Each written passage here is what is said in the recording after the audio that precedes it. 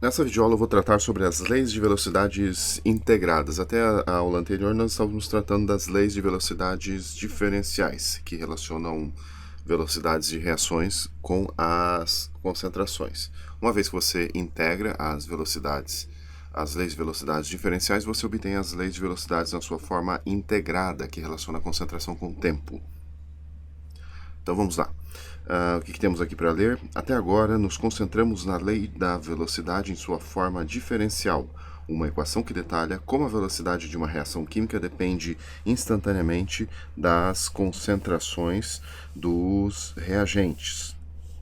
Contudo, para entender as mudanças ao longo do tempo nas concentrações de reagentes e produtos, precisamos aplicar a lei de velocidade na sua forma integrada. Um exemplo ilustrativo é a decomposição do peróxido de hidrogênio, H2O2, um componente da água oxigenada. A forma integrada da lei de velocidade nos permite calcular como a concentração de H2O2 decresce com o tempo sob a influência da luz.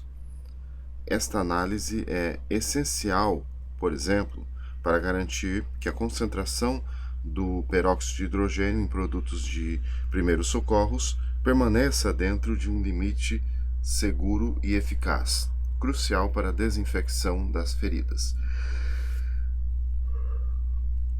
Então vamos lá, né? Vamos pegar primeiro reações aqui de primeira ordem, né? Eu vou supor que vocês já entendem sobre integração, né? Tem videoaulas nesse canal aqui sobre integração, né? Tipo aqui a gente vai usar essa integral aqui, ó.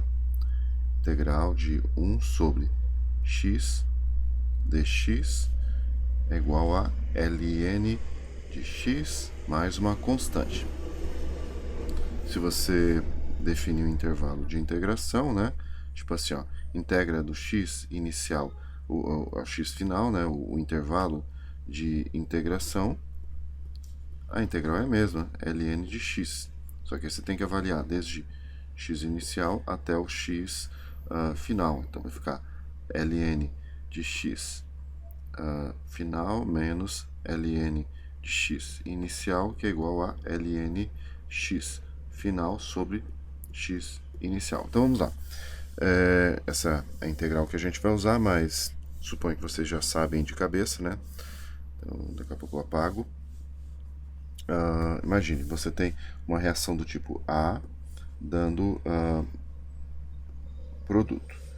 Digamos que essa seja uma reação de primeira ordem, ou seja, a lei de velocidade diferencial vai ficar assim, menos d da concentração de A dt igual k concentração de A elevado a 1. Aqui. Então essa é a lei de velocidade diferencial, relacionando a velocidade de consumo de A com a sua concentração. E aqui nós temos a constante específica de velocidade. Podemos isolar aqui as variáveis, então eu poderia colocar, por exemplo,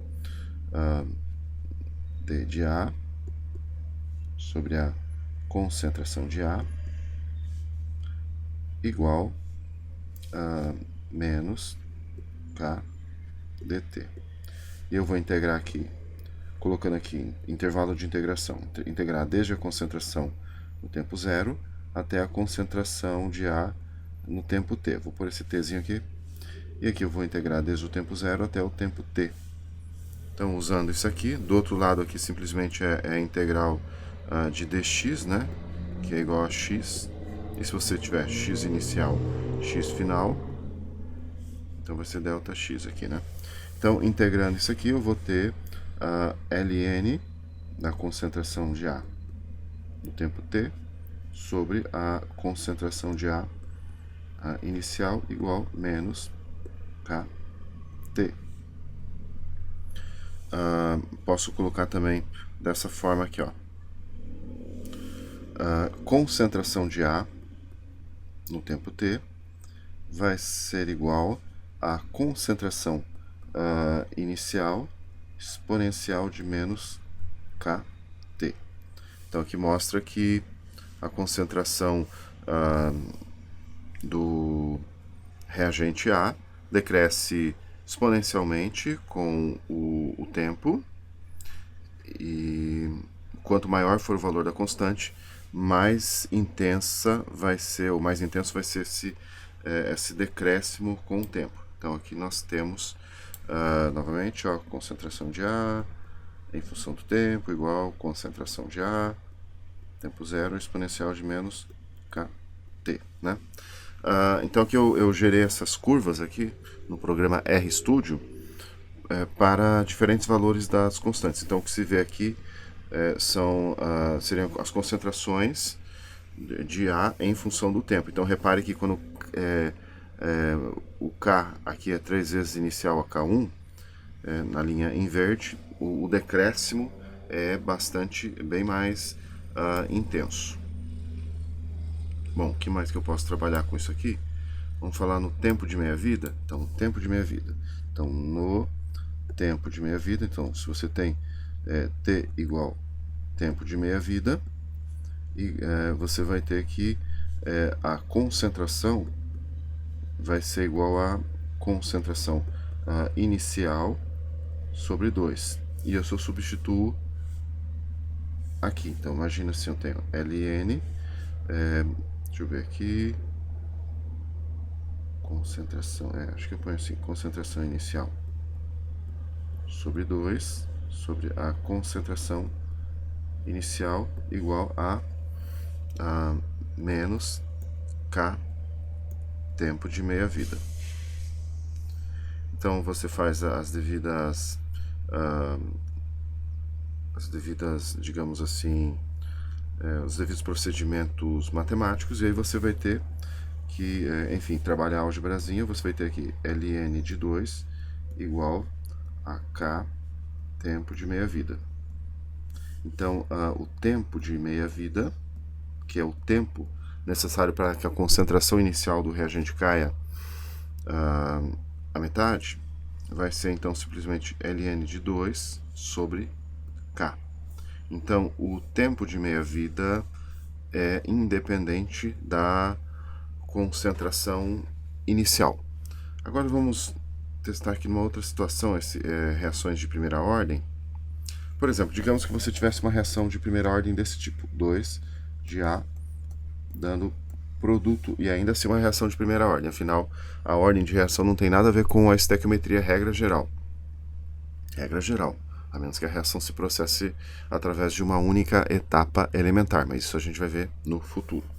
Então você teria, deixa eu pensar aqui, D de A dt igual, assim teria um meio aqui, né? A velocidade da reação seria isso aqui, K concentração de A. Então aqui, faz sentido isso? Acho que faz, né? Vamos trabalhar aqui. Então você teria menos 1/2 d de A dt igual, opa, tô isolando aqui as variáveis, né? Então aqui embaixo vai a concentração. Concentração K dt. Vou fazer o seguinte, eu vou passar esse menos 2 aqui de baixo para a direita. Então, menos 2K dt. Integra aqui desde a concentração tempo zero até a concentração no tempo t, e aqui o tempo zero ao tempo t. Então a gente vai ter aqui ln da concentração sobre a concentração inicial igual menos 2kt. Eu acho que o tempo de meia-vida, nesse caso, ficaria tempo de meia-vida igual a ln de 2 sobre 2k. Um apêndice a esse vídeo aí que eu já havia, inclusive, concluído, é o seguinte, ó, nessa situação aqui, espero que você esteja enxergando, né? Então você tem esta curva aqui, né, que é ditada por essa expressão aqui, concentração em função do tempo igual a concentração tempo zero exponencial de menos kt. Agora, quando você tem aqui 2A, reação de cinética de primeira ordem ainda, então você vai ter um decaimento mais intenso da concentração em função do tempo, porque justamente por conta desse 2 aqui. Joia, né? Você consegue ver aqui que, nesse caso, a concentração do reagente cai mais rapidamente.